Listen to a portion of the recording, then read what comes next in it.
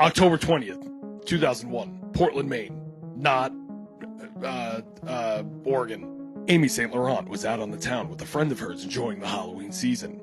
After some food and drinks, the friends settled down at a bar called the Pavillion. At about 1 a.m., Amy would disappear forever. Fast forward a few days after Amy would disappear, Deputy Chief Joseph Loughlin would be listening to the radio and the voice of Vicki Monroe, a radio psychic, would come through clearly, as if from another side, but it was just the radio. Completely desperate for a lead, Loughlin calls Monroe, but wasn't prepared for what happened next. This is the case of Amy Saint Laurent. Saint Laurent. Saint Laurent. Saint Laurent. Yeah, that's how the cops say it. Amy Saint Laurent. Amy Saint Laurent. Uncultured swine. Unbelievable they are. But hello, everybody. Welcome to the I'm Not Crazy podcast. I'm your host, Andrew Venor, and today we are joined with our guest, Jose. I'm back. And the last name is probably going to be different than it was the last time you saw it, because I don't know if you noticed that we do that. Spell it differently every time? Every single time, and I just leaned into it, so now I'm pretty sure the last one says Jose Guitar. Yep, it does. With a, like a, you know, like one of these guys. So, thank you so much for tuning back in. It's been a little while. Last time you saw, well, I feel like it's been a while, but we put stuff out. It's been a while since we filmed. If you haven't, please go check out the interview that we put out. It's a little different than this. It's like the opposite. I had someone telling me stories, but it was really good, really fantastic. Go check that out. Make sure you rate, review, all that stuff. TikTok, Instagram, all that. Okay. Cool. So how you been? Great. Good. It's good to have you back. I'm glad to be Episode here. number 3. Yeah. I'm excited. I've been looking forward to it. I'm happy. Good.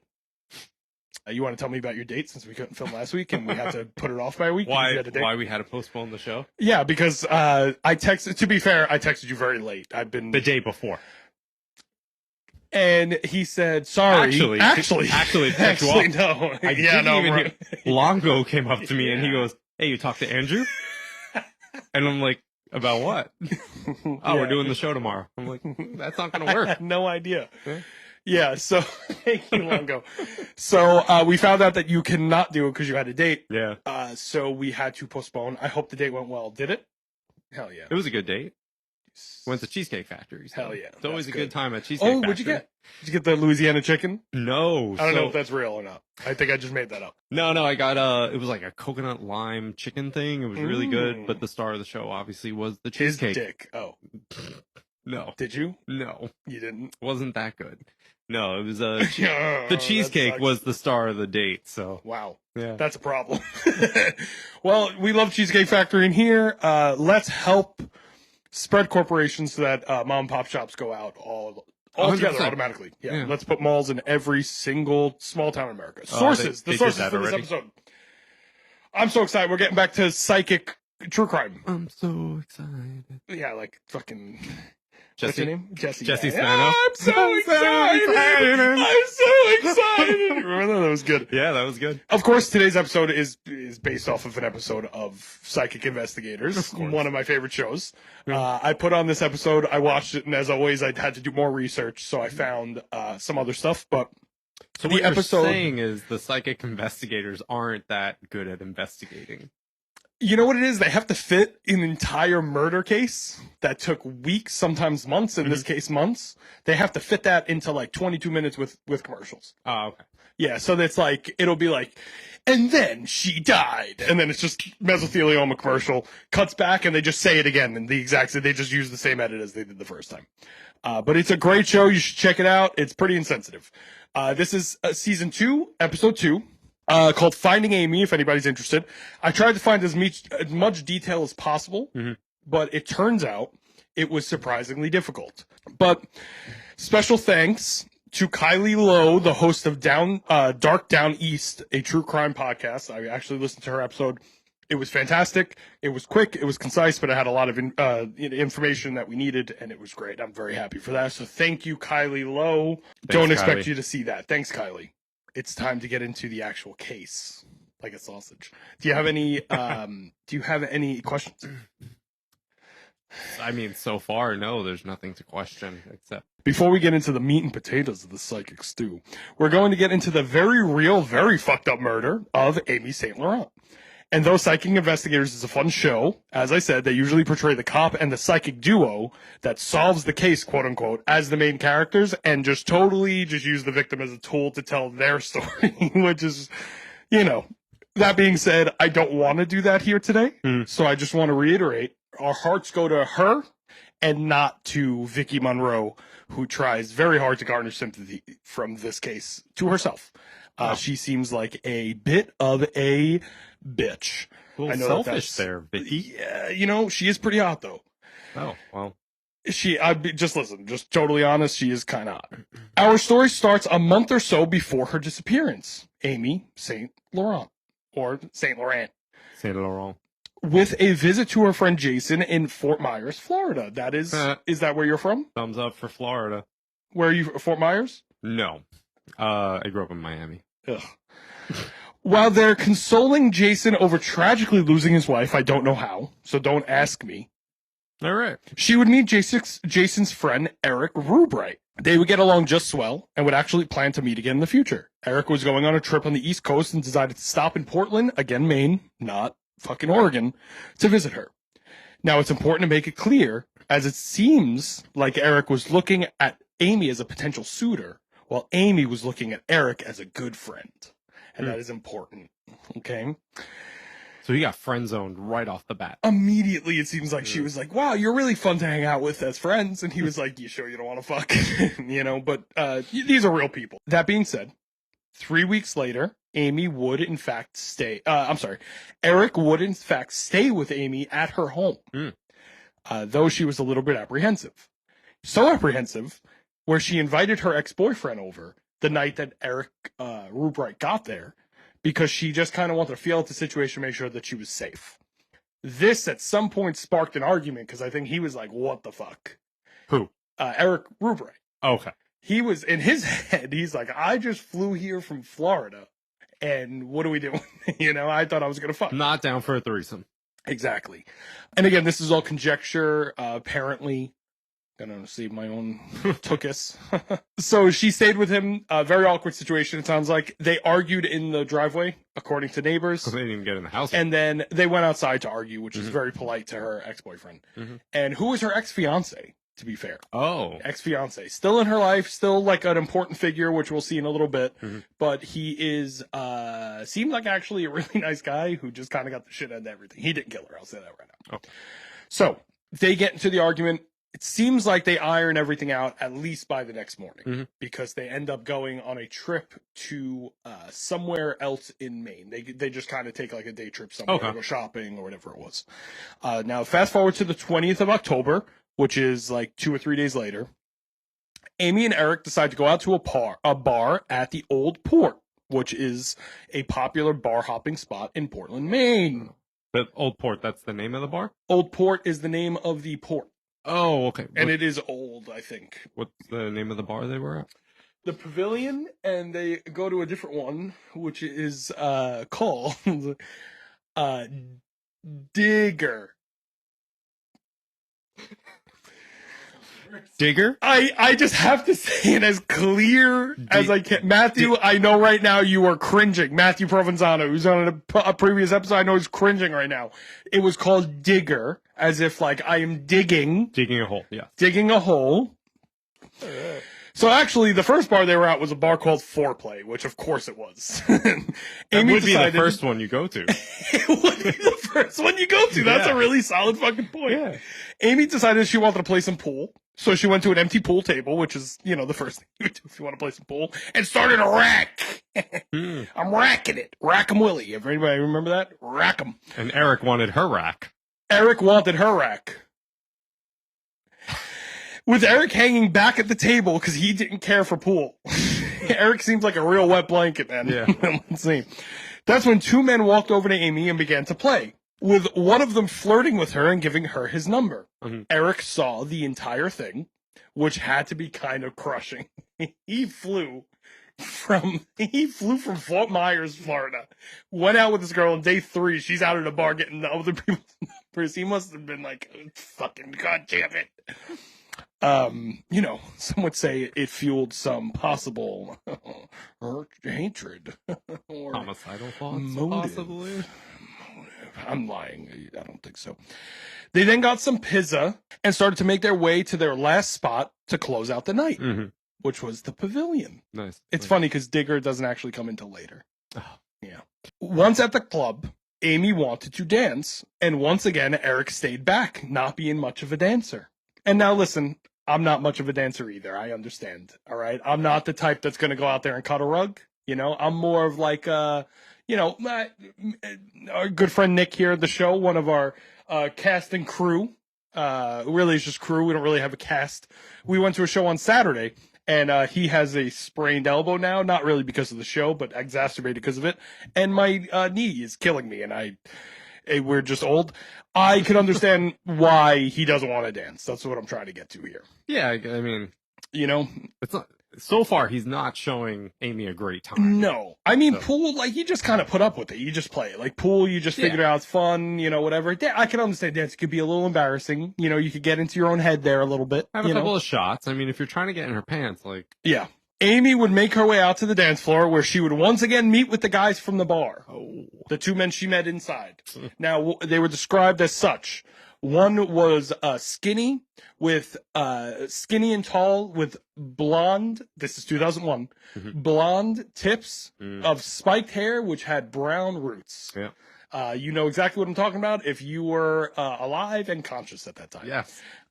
And what's really funny is that the other guy, the second guy that didn't get her number, was just described as fatter than the first guy, which means he probably looked identical, but just fatter. So, yeah, they look like they were in 98 degrees going to the Pavillion for the night. Nice. Let's just say you got 98 to life for So she would go out and meet the guys at the bar once again. Eric, seeing the whole thing a second time, seems to have kind of done his own thing for the rest of the night, kind of getting over the whole Amy thing, while Amy danced the night away with these two strangers. At around 1 a.m., just when the bar was closing, Eric would go to the bathroom, and then he would decide to start looking for Amy so that they could leave. But something was wrong. Amy and the two men were gone, and now the bar was clearing out, and Eric still couldn't find them. After waiting outside for 20 minutes, the bouncers told him he had to leave because they were closing. So he made his way to the back to his rental car and drove 50 minutes by memory in the middle of the night to Amy's house. He then slept in his car, not feeling right about going to Amy's house when she wasn't there, which, you know, I'd feel that. So he fell asleep hoping to see Amy in the morning. But when he woke up, she was still gone.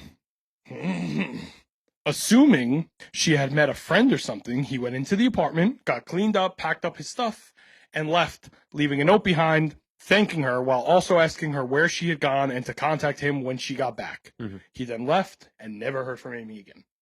Bum, bum, bum. And now that, obviously, do you have any questions about the story before we move on? Any confusion that you need to clear up? No. I think pretty concise, right? Yeah. Okay, so obviously, when something like this happens, you're going to go to the first obvious person, Eric Rubright. He was with her all night. Now, mind you, this is all coming from him because Amy is missing, so he's not telling the story. So he is explaining this is what happened. And the cops immediately think he's bullshitting. So he tells a couple details about his story, specific things that he says that the cops... Do you watch true crime, like, a lot? Do you watch true crime stuff? Occasionally. Okay, so you know whenever cops are interviewing someone, they're like, the more detail they give us, the more we think that they're guilty. It seems rehearsed and stuff. Because it just, like, when you're telling someone... If you get called in by the cops and they're like, what were you doing yesterday? You're going to be like, well, I was fucking working. What do you think I was doing? Like, you're not going to be like, well, at 1 o'clock I ate a sandwich and that sandwich had bacon and lettuce on it. No tomato though, you know, like, you're not going to get into the details of the day. This guy went into every fucking detail from the minute they got to the Pavillion until he woke up the next day and did his thing, right? To the point where he told this long concocted story about how he drove up to the toll booth and told the lady at the toll booth, I don't have cash on me. I don't know how to get home any other way but this toll booth. You need to let me through, which they did, right? Apparently. So... no record of him going through this whole booth? Because there was no... apparently there was no receipt because he said, I need to get put through. Yeah, exactly, right? To the detectives, he was the last to see her before she disappeared, while also being the last to be with her in general that day. You know, according to their side of the story. He was able to drive back to her house 50 minutes away in the middle of the night, going the opposite way, just by memory. All of Amy's stuff was still in his car, which he slept in outside of her house. So in the back of her house was the keys, her phone, any of the stuff that she would have had would have been there. It's 2001. They have flip phones, right? Yeah, but also back then, like, it was normal not to always have it on you. Yeah, so I guess she left it in the car when they went in the club, whatever. So I'm old, I remember. Yeah, well, that's why I'm asking you for reference. What are you, 62 now? 63? Not a day You look past fantastic. 61. No. And then lastly, he told cops that he didn't get a receipt for the toll because he bargained with the attendant because he didn't have cash and that she felt bad and let him through. Mm-hmm. Like I said. And then finally, if you add on the obvious motive, since Eric obviously flew to Maine because he thought he was going to fuck Amy, but instead watched her have a fantastic time without him specifically.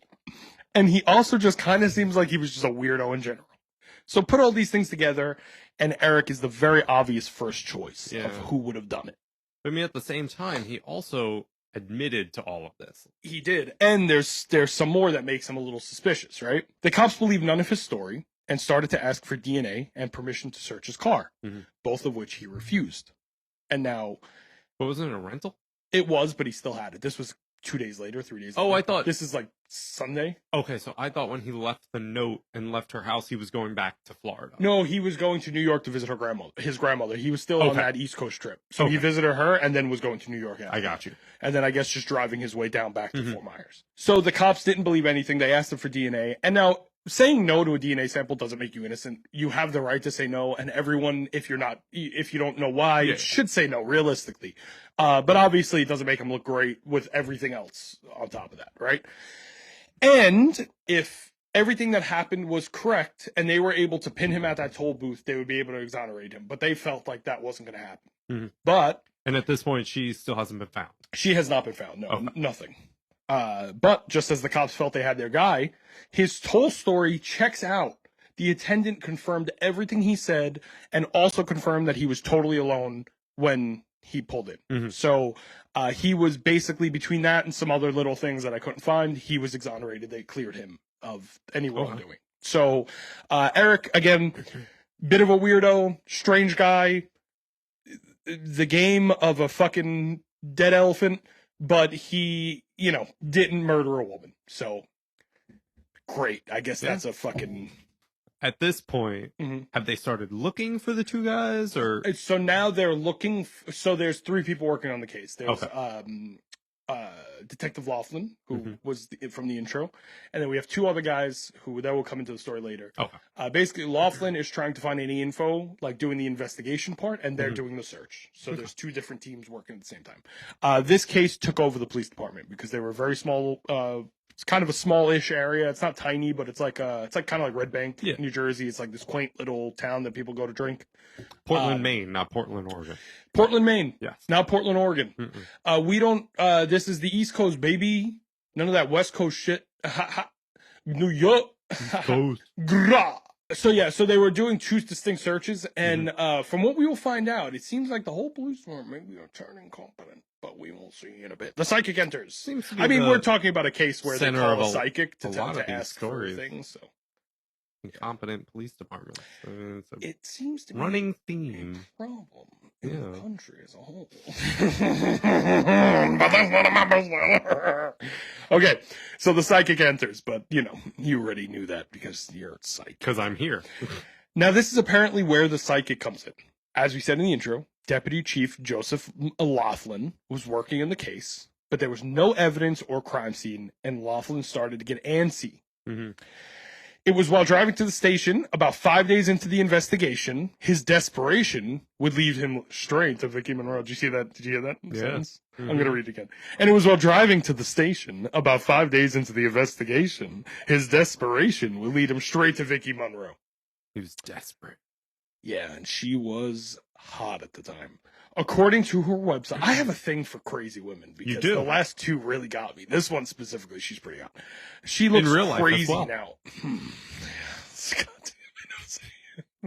That's bad territory for both of us. So So, according to the website of Vicki Monroe, this is straight off her website. Vicki Monroe is considered to be one of the world's leading psychics, mediums, whose gifts go far beyond basic spiritual messaging and into spiritual counseling, health and wellness counseling, criminal cold case investigation counseling, and more counseling. She's still available to this day. You could rent her out. You desperate to speak to a loved one? Past friend? Maybe your cousin, fell off a bridge? Or maybe he jumped. Call her, and only for $350 an hour in person or $100 for a half-hour phone call, you can speak to Vicki Monroe, and she can lie to you about things that your relatives aren't saying because they're dead. At those rates, usually the phone number's on a bathroom wall. Yeah, she is expensive. Those are different women you could rent out. That's a different type of head. Psychic. What? Well, I had a joke, and it just didn't come out right. Nope, didn't.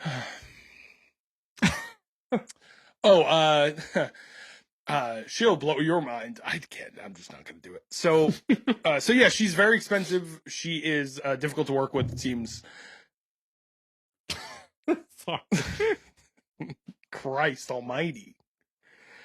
She is very expensive to work with. It seems like she's kind of like we always mention him every time we do these episodes. She's kind of like a John Edwards type. She's like, it starts with a J.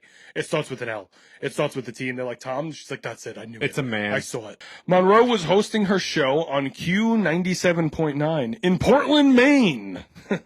Not Oregon. Which was a call-in medium show. So if that shows her legitimacy, she's basically like then Elvis Duran in the morning zoo, which is a New York radio station. They're like the New York Zoo in the nationwide. morning. Is it nationwide? Yeah. Wow. Mm-hmm. Yeah. Wow, Elvis doing good things. I listened to that show my whole life.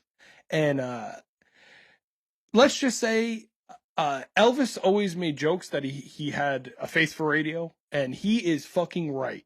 Holy shit. Yeah. Let's just say that is not what I thought that man looked like. I've got a funny story about that, but I'll tell you afterwards. I think you should tell it now. No.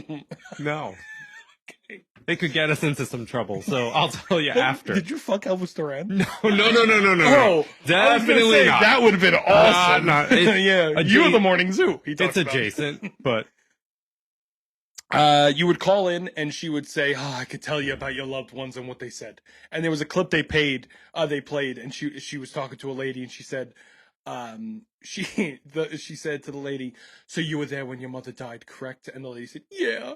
And she said, and you were holding her hand, right? And she said, yeah. And she said, and you were telling her, it's okay, everything is going to be fine. She went, yeah, that's what I said. Like, yeah, obviously. What do you think? She's sitting there like, go on, you fucking bitch. Close your eyes and go into the darkness. Everything is going to be terrible. Actually, I was holding the pillow. I was too busy trying to stop her from shaking. Her legs were twitching around. Yeah. But like, she is very obviously, when you watch her, a charlatan. Rosemary Kerr is the first one that we spoke about. She is the Andre Diego case. Mm-hmm. Rosemary Kerr is what I look for in a psychic. Yeah. I look for crazy eyes and conviction. And she has both of the, I believed her. I believed her. The last one, I don't even remember her name because she was a fucking charlatan, and this is in the charlatan category. Uh-huh. But I'm getting ahead of myself. So, Loughlin turned to the radio station, and after listening for a bit, thought of an idea. What if he called Monroe to see if she could help reveal any info that could maybe spark something in him? So he did just that. Spark something. And this is where things get interesting. Because this whole thing has been fucking boring. Muy interesante. Loughlin called Monroe and started to give her some details of the case. Monroe listened intently, and then she started to shake, as if out of fear, not a neurological issue. So not Parkinson's. And I wrote that down. Oh, you no. Did. Yeah. I wrote that down just like that. And then she started to bawl on the phone for seemingly no reason at all. Just started fucking... This is on the radio. No. This is a separate phone call with Loughlin. Just bawling on the phone, right? Okay. And from what she's saying, she has no idea why. So she's just like... just confused, you know? What is this salty protrusion? But just as Loughlin starts to talk about Amy, Monroe claims that she appeared in front of her as a full body apparition. Mm-hmm. So the full clear body of Amy was standing in front of her. And it was so overwhelming that she was crying. Clear, and because she's a shaking. ghost. Because she's a ghost. She started to tell this to a stunned Loughlin, describing what she was wearing and trying to read letters on her gray sweatshirt, which was apparently what she was wearing. And she finally settling on the words Pratt Whitney. She then tells him Amy is dead, and this is a murder case. Claiming she knows this because Amy keeps saying Jeff over and over and over again. Now, to clarify, okay? In the show, before the commercial break, she says she keeps saying the letter J over and over again. Mm-hmm. After the commercial break, she says that she said Jeff over and over and over again. Now, if you were watching this in like 2006 when this was on TV, that commercial break could have been long enough for you to forget that detail and gaslight you into thinking that that's what happened. Yeah. I have the power of fucking YouTube, and I got ad free, right? I got YouTube Premium. I pay for that. I'm a grown adult man, okay? She said two different things here, and I think that this is going to go into my point later. It sounds stupid that I'm bringing this up. And nobody caught that while they were editing the I show. think I did. You're the first one. I'm the first one. Let's just say that's going to play a big role in the case in a little bit. Okay. So even though Loughlin was heading the investigation, two other detectives, who now we are going to get to in some fun possible police corruption on a side story, but that would be in a second. Two other detectives, Danny Young and Scott Heracles, what a fucking name, were conducting the search for a crime scene and or body. And just as a side note, I found an article about Scott Heracles. While trying to find out how to literally spell his name, I typed his name into Google, hoping that I could find a reference to the case with his name on it. Not only did I find how to spell his name, but it seems that he has allegedly been fucked over by his own police department pretty badly. In 2014, two men attempted to rob Fuquan Wilson of drugs that he had on him, where he then fatally shot the two of them. Killing them, obviously, that's what fatally means for anyone that didn't know that. The police department was pursuing murder instead of manslaughter, even though witnesses and Wilson himself all claimed he shot them in self-defense. Heracles claimed another officer tried to withhold the testimony of the witnesses and of Wilson himself. And when Heracles refused to withhold it because it wasn't in favor of the state, he instead edited the actual report to, instead of him saying so basically the guy Wilson that shot the two, he said I did it out of self-defense, everyone was going to die. That's what he said. They changed it to say to take out the self-defense part and then to say allegedly. He changed it to say everyone dies or something like that, and they changed it just enough where it was similar enough to be like, no, that's what he said, but it was different enough where it made it look like it was a little bit more premeditated, so they could go after murder instead of manslaughter. Yeah. And of course, he would bring this to his supervisors who took in this information, properly reported it, and they got him to a point where he was promoted for doing the right thing and telling the truth, right? Wrong. He was taken off the case completely. And when he emailed the defense lawyer, because the defense lawyer was getting in touch with him for something, he emailed him telling him he was off the case, which caused the defense lawyer to withdraw his guilty verdict, his guilty plea, and try to reverse it. The judge not only said he couldn't reverse it, brought up charges on Heracles, saying that he was more or less like obstructing a trial, and he was ashamed and was retired early. Shout out to Scott Heracles. You seem like a pretty honest dude, and I respect you for doing that. But yeah, Wilson would end up getting 10 years, and Heracles would be shamed.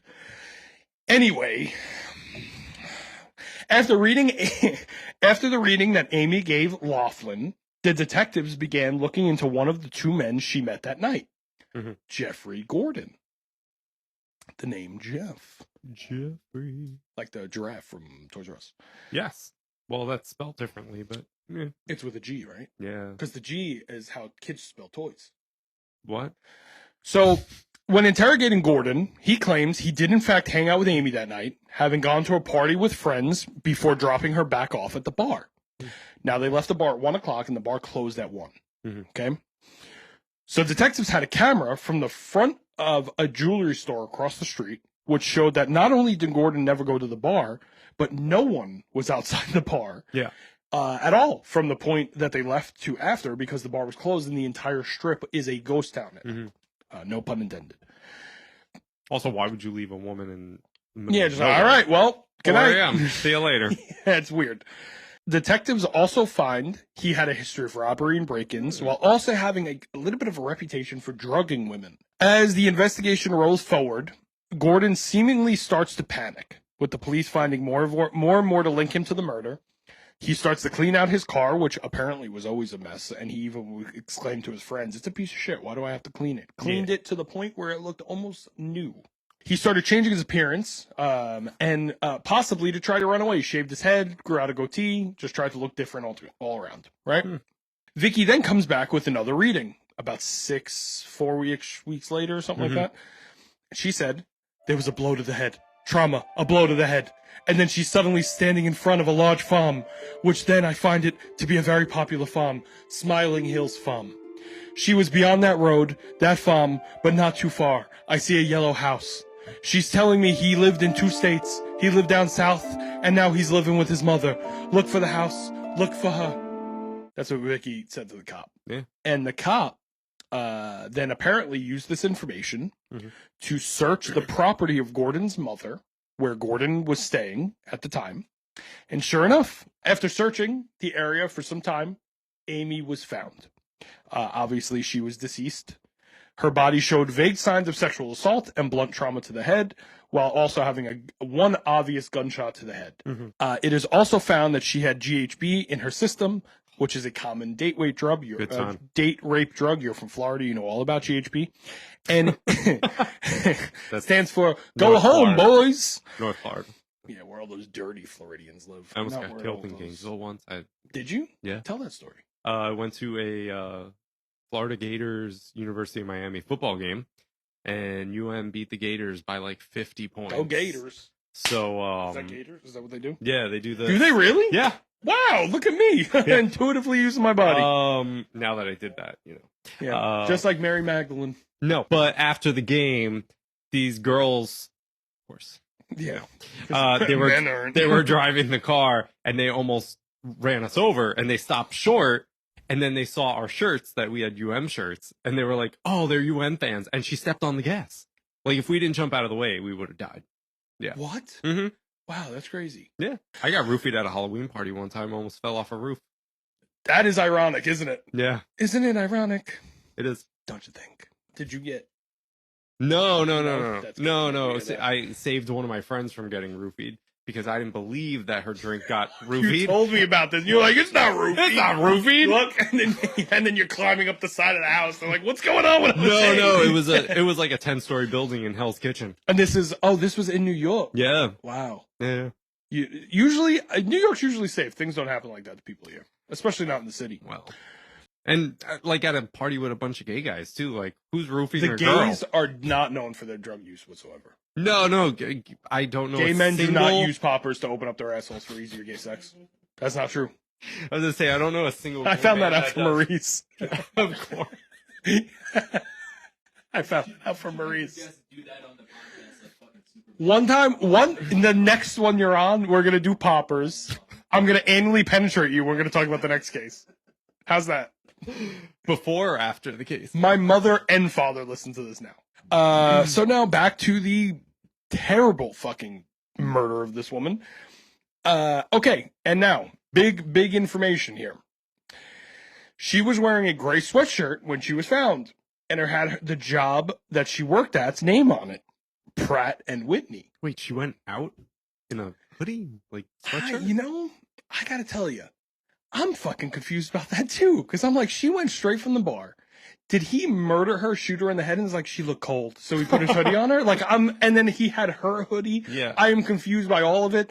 I feel like this was put Well- in by psychic investigators. I do not feel like this is real. So there's two things here. So one, she was like, Eric, let's keep him in the friend zone. Yeah. I don't want to look too good. Mm-hmm. But then you mean to tell me that this pretty girl is dancing at a bar, but she's got like a baggy hoodie on. Yeah, she and has she's like still got all these guys hitting on her? Yeah. She's like, Jeff, don't look at my hoodie, Jeff.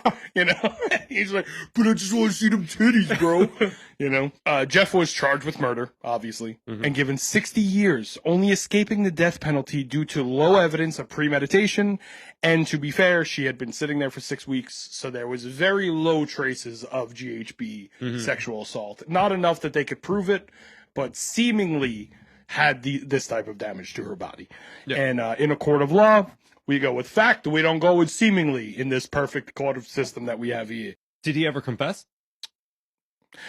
Now, this is the more detailed telling of the case using the psychic investigator's story version of events. I used that, the Kylie Lowe podcast, Dark Down East. I used parts of that to kind of fill in the story about being in the bar and all that. But for the most part, this is what's told on Psychic Investigators, right? So now, obviously, what are your thoughts? What do you feel? Good, bad, the ugly? What do you think? It seems kind of convenient because, like, the psychic that seems like a fake psychic, like, called out the sweatshirt and, like, knew exactly what she was wearing. A lot of details. A lot of details. And unless this is some kind of conspiracy in the town and the psychic had something to do with it to get, psychic viewers. Hell yeah, you tell them.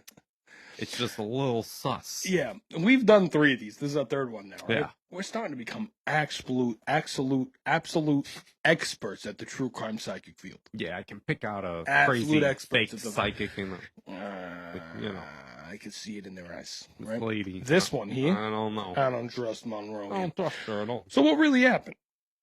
You're going to tell me. I am going to tell you. So let's see if Monroe's visions really helped anything. Okay. Now, if you take the story outside of the Psychic Investigators episode, like we usually do, when you take it out of the glitz and glam of the Hollywood life of Psychic Investigators on the Big time Discovery TV Channel. production. Big time TV production. Millions made. Do you know how much Vicki Monroe was paid for that appearance? No way. She got paid. $2,000. That is like 8 phone calls. Her normal rate's like $350. Yeah, that's like 7 phone calls. I bet after this, she was able to bump that rate up. Because then she was she was Vicki of Psychic To be fair, Investigators. this is the price as of like last week.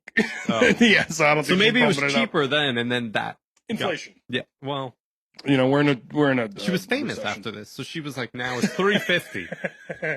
Yeah, this is what spiked her fame. Okay, so something that Psychic Investigators completely leaves out is that Jeffrey Gordon got in touch with the police himself.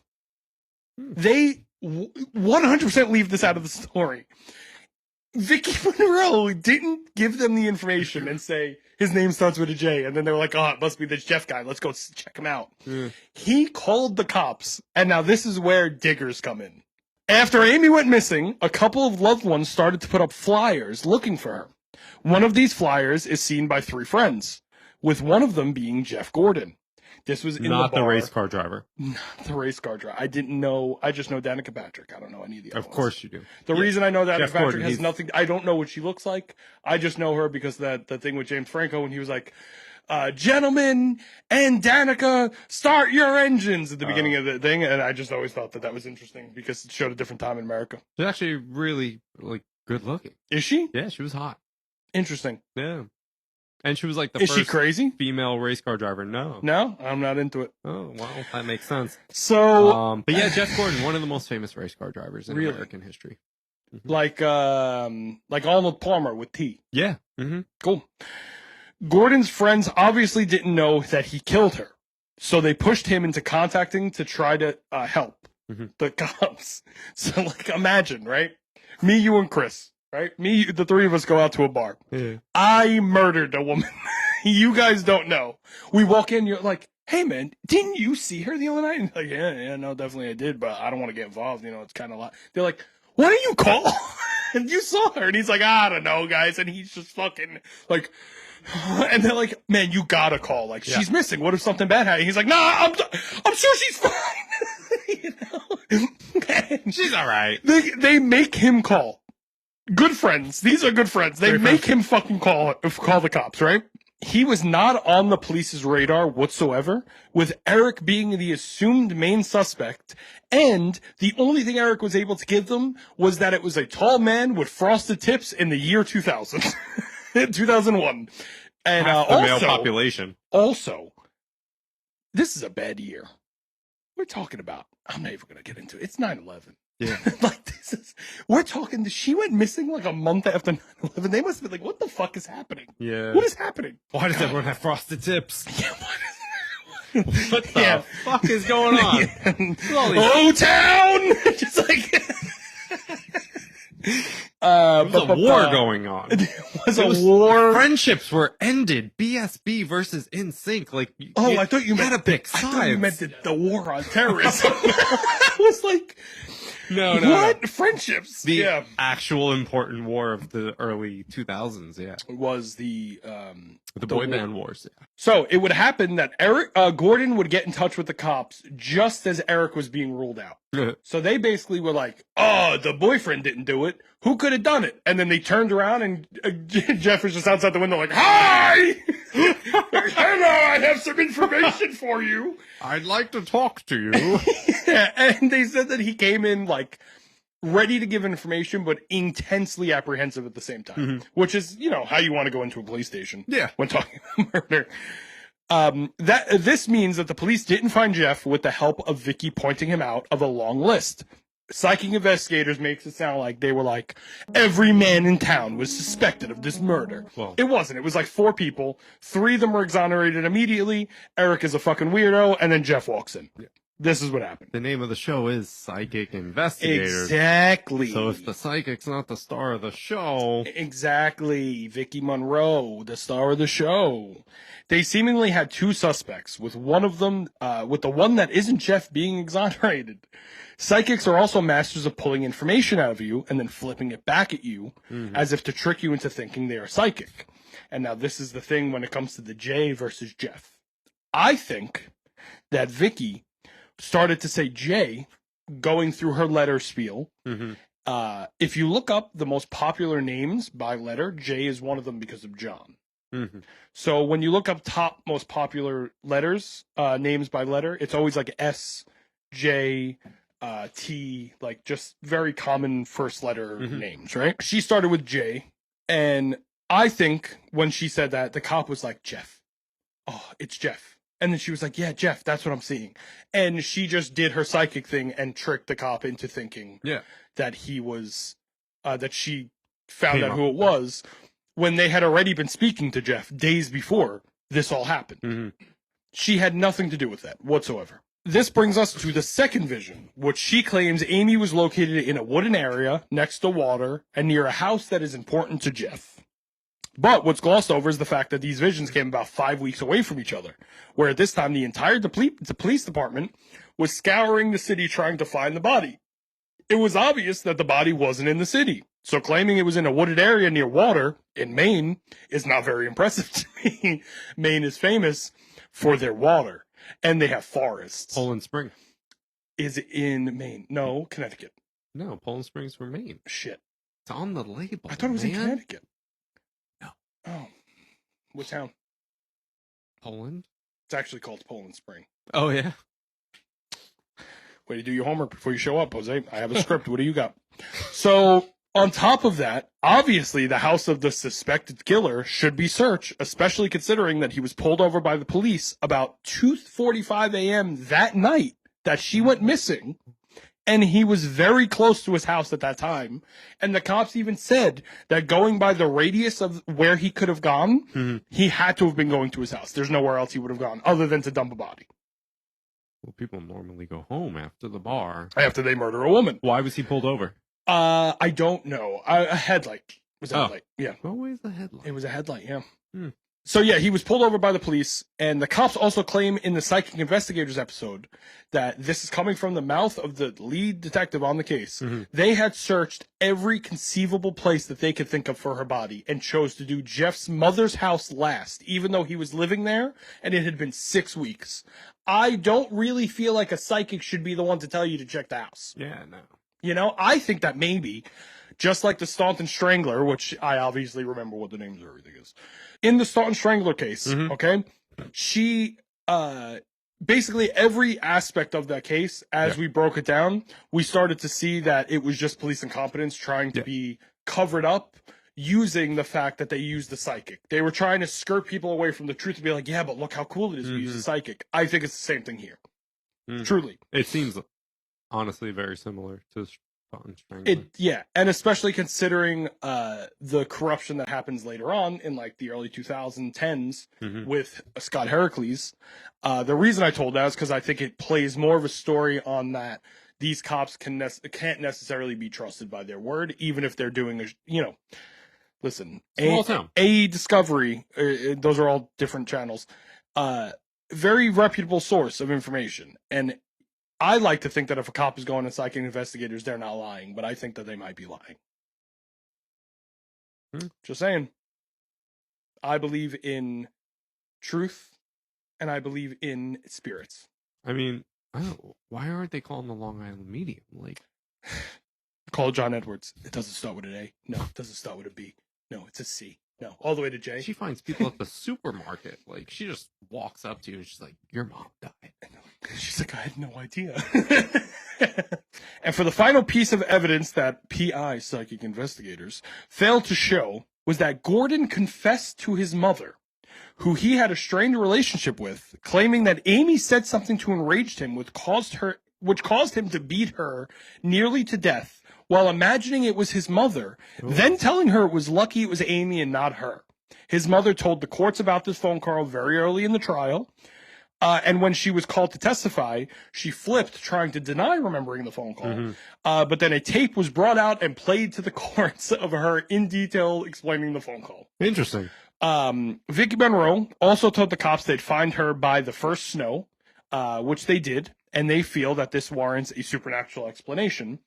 They would probably find casinos to be very spooky places. When you put all this evidence together, it seems like Vicki Monroe didn't do dick.